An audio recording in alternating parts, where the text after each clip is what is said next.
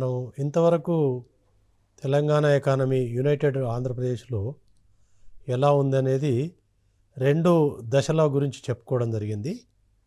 మొదటి దశ తెలంగాణ ఉద్యమం రాకముందు, రెండవ దశ ఆర్థిక సంవత్సరంలో రాకముందు, ఇక మూడవ దశ ఏంటంటే ఆర్థిక సంస్కరణల తర్వాత తెలంగాణ రాష్ట్రం ఏర్పడకముందు ఉన్న ఈ మూడవ దశలో తెలంగాణ ఆర్థిక వ్యవస్థ ఏ విధంగా అభివృద్ధి చెందింది, తెలంగాణ ఆర్థిక వ్యవస్థలోని వివిధ రంగాలు ఎలా జరిగినాయి, ఎలా డెవలప్ కావడం జరిగినాయి అనేది, దానిలో డిప్రైవేషన్ అండ్ అండర్ డెవలప్మెంట్ నిజంగానే జరిగిందా వీటి రంగాలలో ఏమన్నా, వీటి గురించి మనము ఇప్పుడు చెప్పుకుందాం. మనకు తెలుసు ఈ ఆర్థిక సంస్కరణలు అనేటివి మనకు భారతదేశంలో కొన్ని తప్పని పరిస్థితులలో ఆర్థిక సంస్కరణ తీసుకొని రావడం అనేది, ఏదైతే మనము ఎల్పిజి లిబరలైజేషన్, గ్లోబలైజేషన్, ప్రైవేటైజేషన్ అనేది ఎల్పిజిగా చెప్తున్నామో, అవి భారతదేశంలో 1990 ప్రాంతంలో తీసుకురావడం జరిగింది. దానిలో భాగంగానే అన్ని రాష్ట్రాల్లో వాటి యొక్క సంస్కరణలు ప్రతి రాష్ట్రంలో కూడా తీసుకురావాల్సిన అవసరం ఏర్పడింది. సో ఆర్థిక సంవత్సరాల అమలులో మిగతా రాష్ట్రాలతో పోల్చుకుంటే ఆంధ్రప్రదేశ్లోనే మొట్టమొదటగా కానీ పెద్ద లెవెల్లో ఇంప్లిమెంట్ కావడం అనేది ఆంధ్రప్రదేశ్ పేరు మనము చెప్పుకుంటాము.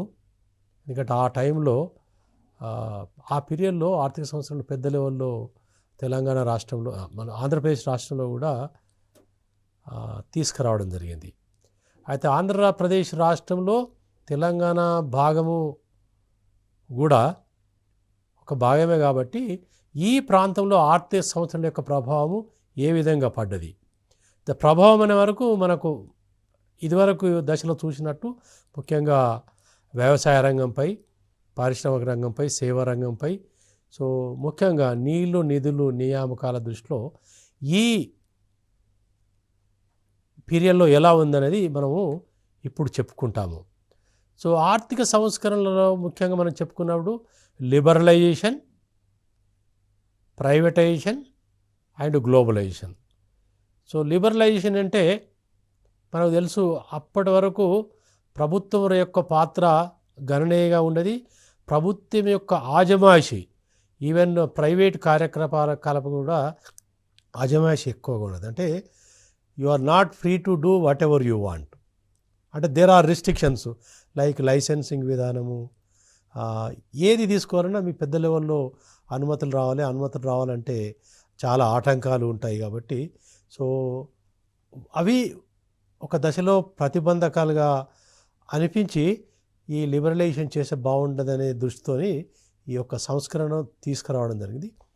ప్రైవేటైజేషన్ అంటే నిజానికి ఫస్ట్ దశలలో 1960, 50, 60 ప్రాంతంలో ఫస్ట్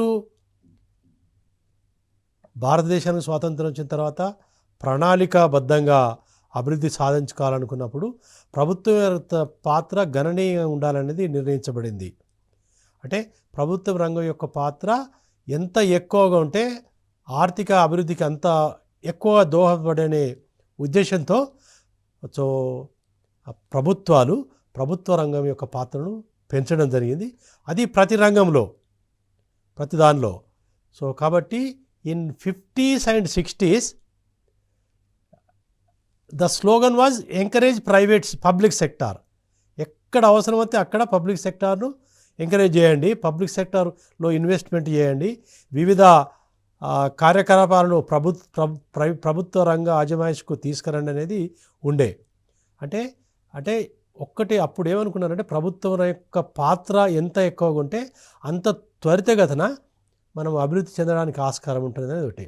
అంటే అప్పుడు ఒక సూత్రం ఏంటంటే క్యాచప్ విత్ ద వెస్ట్ ఏవైతే డెవలప్ ఆల్రెడీ అయినాయో ఆ వెస్టర్న్ వాళ్ళకి డెవలప్మెంట్ మనం అందుకోవాలంటే మనము ప్రభుత్వము ప్రత్యక్షంగా పాత్ర వహించి పెద్ద లెవెల్లో పెట్టుబడులు పెట్టాలనేది నిర్ణయించింది. దానిలో భాగంగానే మన ఆర్థిక అంశాల పరంగా ప్రణాళిక సంఘాన్ని ఎస్టాబ్లిష్ చేసి ప్రణాళికలు నిర్దేశించి ప్రణాళికలో ప్రభుత్వ యొక్క కేటాయింపులు పెద్ద లెవెల్లో చేసి ప్రైవేట్ రంగం యొక్క పాత్రను తీసివేయకుండా వాటిని మినిమైజ్ చేయడం జరిగింది అది.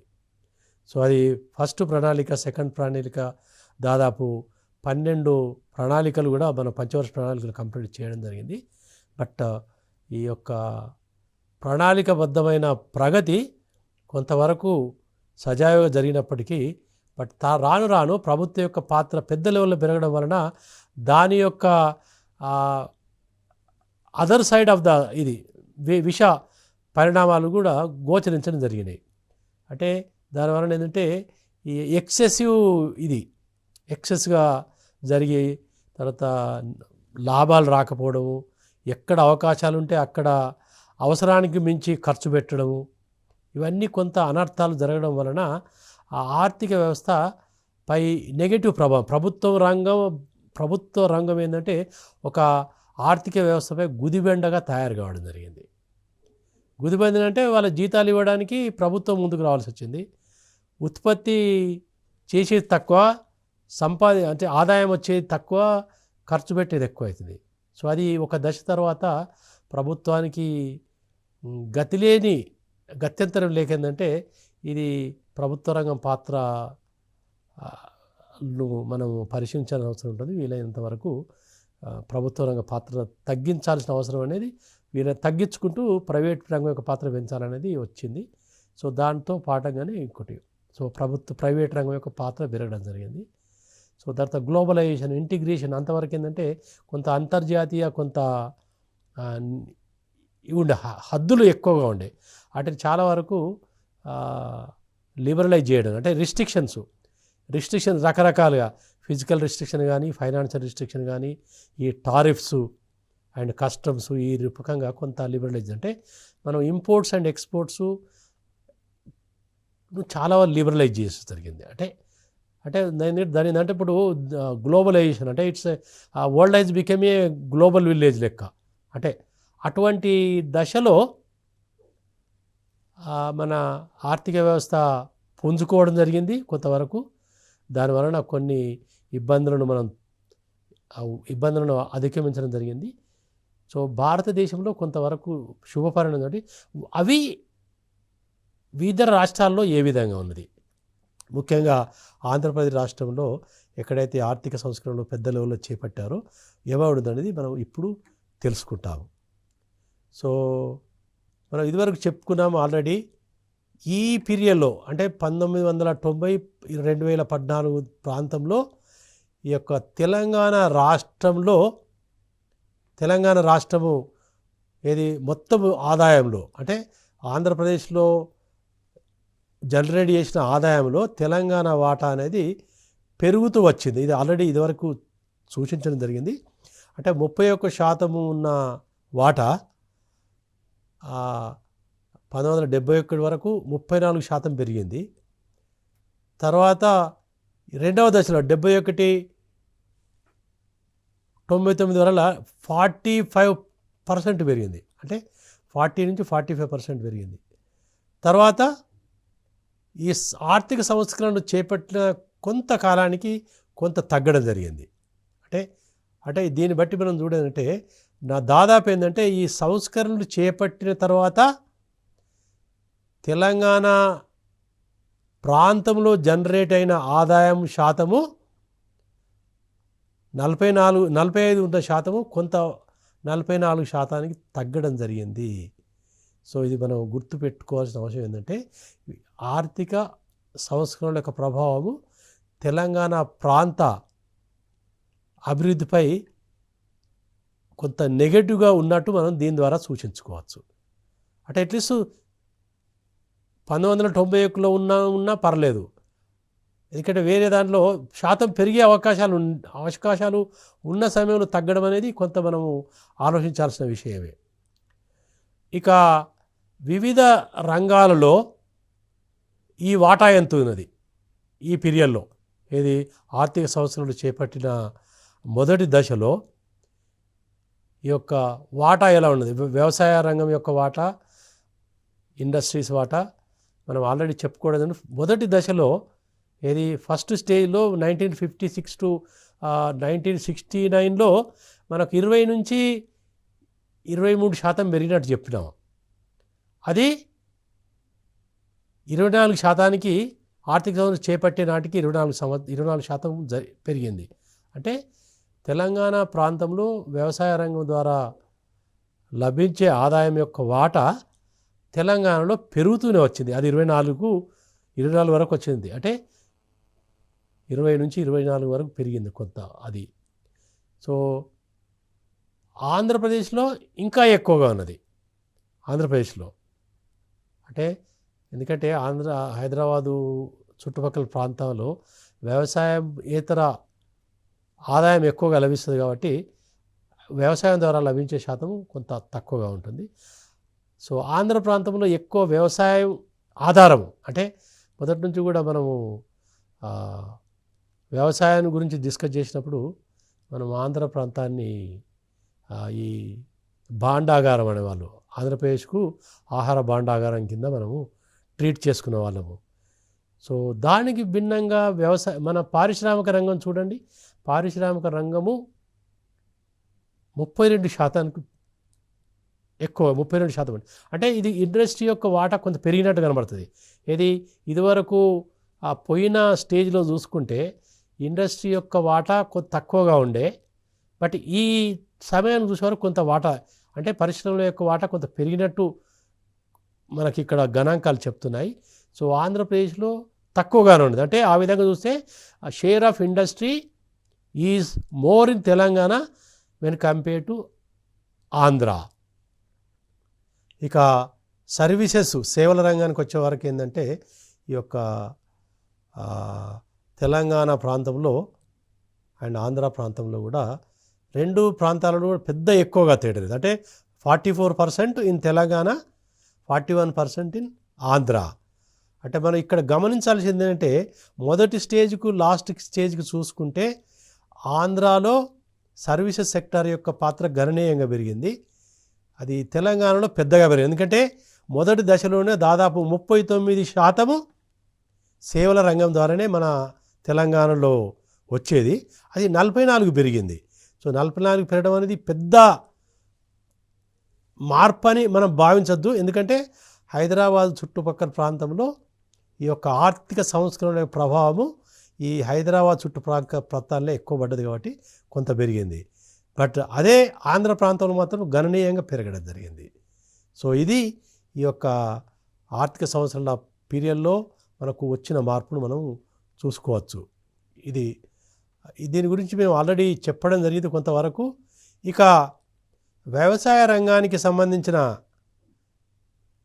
ముఖ్యమైన అంశం ఏంటంటే ఈ యొక్క ఇరిగేషన్ ఫెసిలిటీసు తెలంగాణలో ఆంధ్రప్రదేశ్లో ఎలా మార్పులు చెందడం జరిగింది. మొదటి దశ నుండి లాస్ట్ దశ, ముఖ్యంగా లాస్ట్ దశలో చూసుకుంటే ఏంటంటే ఈ యొక్క మొదట్లో 1956-57 ప్రాంతంలో ఎక్కువ శాతము చెరువుల ద్వారా ఉండే. అంటే 1956-57తో పోల్చుకోవడం ఎందుకనంటే ఈ సంస్కరణల తర్వాత వచ్చిన మార్పు మొదటి దశలో ఉన్న మార్పుతో పోల్చుకుంటే మనకు నిజంగా మార్పు మంచిదా కాదా అనేది మనము బేరీజ్ వేసుకోవడానికి అవకాశం ఉంటుంది. సో ఇక్కడ చూడండి, కెనాల్స్ తెలంగాణ ప్రాంతంలో మొదటి నుంచి కూడా తక్కువే, అది కొంత పెరిగింది. బట్ మొత్తం చూసుకుంటే ఇది కాలువల ద్వారా పారే నీటి సౌకర్యము చాలా తక్కువగా ఉంది. అంటే 14 నుంచి 16 అంటే పెద్ద మార్పు ఏం జరగలేదు, చిన్న మార్పు, మోరాల్లెస్ స్టాగ్నెంటే ఉన్నట్టు తర్వాత కొంతవరకు. మరిగా ఆంధ్రాలో చూసుకుంటే 8% నుంచి 48% పెరిగింది కెనాల్స్. మీరు చూడండి, ఇది 56-57 నుంచి 8% ఉన్న వాటా 48% పెరిగింది. కాలువల ద్వారా పెరిగిందంటే ఈ పీరియడ్లో పెద్ద ప్రాజెక్ట్స్, మేజర్ ఇరిగేషన్ ప్రాజెక్ట్స్ రావడం జరిగింది. మేజర్ ఇరిగేషన్ ప్రాజెక్టులు సాగు కెనాల్స్ రూపకంగా జరుగుతుంది కాబట్టి ఈ కెనాల్స్ ద్వారా జరిగే సాగు ఈ పెద్ద ప్రాజెక్టుల ద్వారా ఎక్కువ ఆంధ్ర ప్రాంతానికే పోయినట్టు మనం క్లియర్గా చూసుకోవచ్చు. అది సో దీన్ని బట్టి ఏంటంటే నీటి వనరుల యొక్క కేటాయింపు ఏ విధంగా తెలంగాణకు వ్యతిరేకంగా ఉన్నది, అంటే తెలంగాణ ఏ విధంగా డిస్క్రిమినేట్ అయిందనేది ఈ గణాంకాలు. ఎందుకంటే ప్రాజెక్ట్స్ డెవలప్ కావాలంటే ప్రభుత్వం ఏమో తప్పనిసరి మేజర్ ప్రాజెక్ట్స్ ఏవైతే ప్రాజెక్ట్ టేకప్ చేసినామో అది శ్రీరామ్ సాగర్ ప్రాజెక్టు కానీ లేకపోతే ఈ నాగార్జున సాగర్ ప్రాజెక్టు కానీ ఏవైతే ప్రాజెక్ట్స్ ఉన్నాయో ఆ ప్రాజెక్ట్స్లో ఎక్కువ సింహభాగము ఆంధ్ర ప్రాంతానికే బెనిఫిట్ చేసింది అనేది మనం ఇక్కడ గమనించాల్సిన విషయము. ఇక ముఖ్యమైన సోర్సు ఒకప్పుడు ఏంటంటే ఓపెన్ వెల్స్ అంటే తవ్వడం, అంటే మేము 10-15 గజాలు తవ్వితే వాటరు వచ్చే వాటిని, అంతే కదా. అది తెలంగాణ ప్రాంతంలో 16% ఉంటే అది 33% పెరగడం జరిగింది. అంటే 56-57 నుంచి 2010-11 ప్రాంతంలో ఈ యొక్క ఓపెన్ వెల్స్ యొక్క వాటా విపరీతంగా పెరగడం జరిగింది. విపరీతంగా అంటే ఆల్మోస్ట్ డబుల్ అయింది. బట్ తర్వాత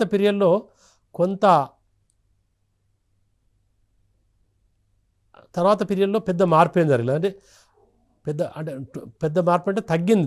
అంటే 33% నుంచి 23%కు ఓపెన్ వెల్స్ యొక్క ద్వారా జరిగే సాగునీటి యొక్క శాతము 33 నుంచి 23కు తగ్గింది. దానికి భిన్నంగా ఆంధ్రాలో 9% నుంచి ఓపెన్ వెల్స్ ద్వారా జరిగే సాగునీటి శాతము 9 నుంచి 3% తగ్గింది. తర్వాత కొంత పెరిగింది కానీ బట్ ఈ పీరియడ్లో తగ్గడం జరిగింది అనేది మనం ఇక్కడ గమనించాల్సిన విషయం. తర్వాత కొంత పెరగడం జరిగింది. ఇక అతి ముఖ్యమైన విషయం ఏంటంటే బోర్వెల్స్ ఏవైతే ఆల్మోస్ట్ 1956-57లో అసలే వాటి ఉనికి తెలంగాణలో లేదు, ఆంధ్రాలో లేదు.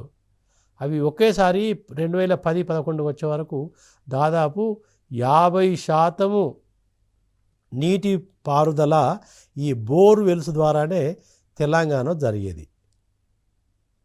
అది దాదాపు 50%. ప్రస్తుతం కూడా 50% ఇరిగేషన్ అనేది ఈ బోర్వెల్స్ ద్వారా జరిగింది. బోర్వెల్స్ల ద్వారా జరిగినప్పుడు ఏంటంటే ఓపెన్ వెల్స్ తగ్గింది. అంటే ఓపెన్ వెల్స్ అంటే కొంతవరకే ఓపెన్ వెల్స్ ద్వారా మనము నీటిని తీసుకురావచ్చు. నీటిని డ్రా చేయాలంటే ఒక స్టేజ్ తర్వాత మనకు ఓపెన్ వెల్స్ ద్వారా నీటిని తోడేందుకు ఇబ్బంది ఉంది. దానివల్ల ఈ యొక్క బోర్వెల్స్ అంటే ఒక సైడు బోర్వెల్స్ పెరిగాయి, ఓపెన్ వెల్స్ తగ్గడం జరిగింది. ఇక్కడ చూడండి 49% 33 అయింది. తర్వాత 49 నుంచి 23% తగ్గడం జరిగింది. అంటే ఓపెన్ వెల్స్ యొక్క శాతం తగ్గింది, బోర్వెల్స్ శాతం పెరిగిందంటే నీటి యొక్క సౌలభ్యత భూ లోపల అంటే నీరు అందుబాటులో ఉన్న భూగర్భం యొక్క అందుబాటులో అంటే చాలా లోతుకి వెళ్ళిపోయినాయి. అంటే వాటర్ లెవెల్ అనేది చాలా లోతుకు పోవడం జరిగింది. సో దానివలన బోర్వెల్స్ ఒకటే మార్గం. బోర్వెల్స్ ఎంత లోతు ఎక్కితే మనం వాటర్ తీసుకురావడానికి అవకాశం ఉంటుంది. ఇది కొంతవరకు ఆంధ్రాలో కూడా కొంత ఈ కొంత బోర్వెల్స్ అంటే ఓపెన్ వెల్స్ ప్లేస్లో బోర్వెల్స్ కూడా కొంత జరిగింది. బట్ తెలంగాణలో దీని యొక్క ప్రభావం ఎక్కువగా ఉన్నది. ఇక ముఖ్యంగా మన తెలంగాణలో ఈ యొక్క 1956-57 సంవత్సరంలో ఆ ప్రాంతంలో ఎక్కువ శాతం భూమి చెరువుల ద్వారా చెరువులు అంటే మన ప్రాంతం తెలంగాణ ప్రాంతము గొలుసు కట్టలు చాలా నోటెడ్ ప్లేసు. అంటే గొలుసు కట్ట అంటే ఒక దగ్గర నిండితే ఇంకో వాటి యొక్క వేస్ట్ కాకుండా అంటే రెండు విధాలు. ఒకటి ఏంటంటే నీటిని పొదుపుగా వాడుకోవడానికి, నీరు ద్వారా జరిగే నష్టాన్ని అరికట్టేందుకు ఈ గొలుసు కట్ట చెరువులు పెద్ద మొత్తంలో ఉండేటి. సో వాటి ద్వారా దాదాపు 60%, 66% అంటే 2/3 of our irrigation was through tanks. Tanks. So ఇవి మీరు 2010-11 వచ్చే వరకు చూడండి గణనీయంగా తగ్గడం జరిగింది. గణనీయంగా తగ్గిందనంటే మనకు అర్థమవుతుంటుంది. ఈ ట్యాంక్స్ అంటే నంబరు అలాగే ఉంటాయి, బట్ వాటి యొక్క కెపాసిటీ తగ్గింది. కెపాసిటీ తగ్గిందంటే ఒకటి ఈ ట్యాంక్స్ యొక్క సామర్థ్యం జరగాలి, లేదే వేరే మార్గాల ద్వారా సాగే భూమి అన్నా పెరగాలి. సో భూమి పెరగదలకి ఏంటంటే వీటి యొక్క సామర్థ్యము తగ్గడం జరిగింది. ఉన్న చెరువులు తగ్గించడము, ఉన్న చెరువులు ఏమో వాటి సామర్థ్యం తగ్గింది. ఎందుకంటే వాటి రెగ్యులర్గా పూడిక అది తీసివేస్తే తప్ప కొంత మనకు అవకాశం లేకుండే. సో అది ఆంధ్ర ప్రాంతంలో ట్యాంక్స్ యొక్క వాటి యొక్క పాత్ర చాలా తక్కువగా ఉన్నది, అది తక్కువగా ఉంది. సో దీన్ని బట్టి మనం గమనించాల్సిన అవసరం ఏంటంటే, సో ఆంధ్ర రాష్ట్రంలో ఈ యొక్క కెనాల్స్ ద్వారా ఎక్కువ ఇరిగేషన్ జరిగేది. కెనాల్స్ ఇరిగేషన్ అనేది ప్రభుత్వ రంగం యొక్క పాత్ర. సో ప్రభుత్వ రంగం యొక్క పాత్ర ఎక్కువగా ఉన్నది. అంటే ప్రభుత్వము ఈ యొక్క ఇరిగేషన్ ప్రాజెక్ట్స్పై పెట్టుబడి పెట్టి వాటిని ద్వారా ఆంధ్ర ప్రాంతానికి నీటి వసతులు ఎక్కువ కల్పించిందని మనం చెప్పుకోవచ్చు. ఇక రెండవది ఏంటంటే బోర్వెల్స్. అక్కడ బోర్వెల్స్ ద్వారా ఏంటంటే వీటి శాతం పెరగడం వలన దాదాపు 50% దీనివలన తెలంగాణ రైతాంగం మీద పెద్ద మొత్తం ప్రభావం పడుతుంది. ఇది వరకు చెప్పుకున్నట్టు ఈ బోర్వెల్స్ను డిగ్ చేయడానికి, వాటి మెయింటైన్ చేయడానికి ఖర్చు ఎక్కువగా అవుతుంది. దాన్ని డ్రా చేయాలంటే ఎంత పెద్ద మొత్తంలో సబ్సిడీ ఇచ్చినప్పుడు కూడా కాస్ట్ ఆఫ్ ప్రొడక్షన్ కొంత ఎక్కువగా ఉన్నది. కాబట్టి ఇప్పుడు వ్యవసాయం ద్వారా వచ్చే లాభము ఆంధ్ర రాష్ట్ర రైతులకు ఎక్కువగా, తెలంగాణ రైతులకు తక్కువగా ఉంటుంది. ఎందుకంటే మనకు ఉత్పాదకత ఒకటే సేమ్ అనుకున్నప్పటికి కూడా ఉత్పత్తి వ్యయంలో ఎక్కువ ఉంది. కాబట్టి వచ్చే మిగులు అనేది తెలంగాణ రాష్ట్ర రైతాంగానికి తక్కువ, ఆంధ్ర రాష్ట్ర రైతాంగానికి కొంత ఎక్కువ ఉన్నట్టు ఈ విధంగా మా యొక్క సోర్స్ ఆఫ్ ఇరిగేషన్ ద్వారా మనము గమనించవచ్చు. ఇంకా మిగతా ప్రామాణికాలను చూసుకుంటే ముఖ్యంగా తెలంగాణ ప్రాంతంలో ముఖ్యంగా ఈ 3వ దశలో యొక్క లెవెల్స్ ఆఫ్ లివింగ్, జీవన ప్రమాణాలు ఎలా ఉన్నాయని చెప్పుకోవాలనుకుంటే జీవన ప్రమాణ సూచికలలో మనకు తలసరి ఆదాయం అనేది ఒకటి ముఖ్యమైన ఇండికేటరు. తలసరి ఆదాయం అనేది మనము ఈ పీరియడ్లో 1994 నుంచి 2011 మధ్య కాలంలో ఈ పట్టికలో చూపించితే మనకు ఫస్ట్ ముఖ్యమైన మార్పులు మనం ఇక్కడ చూసుకుంటే ఏంటంటే మొదట్లో 1994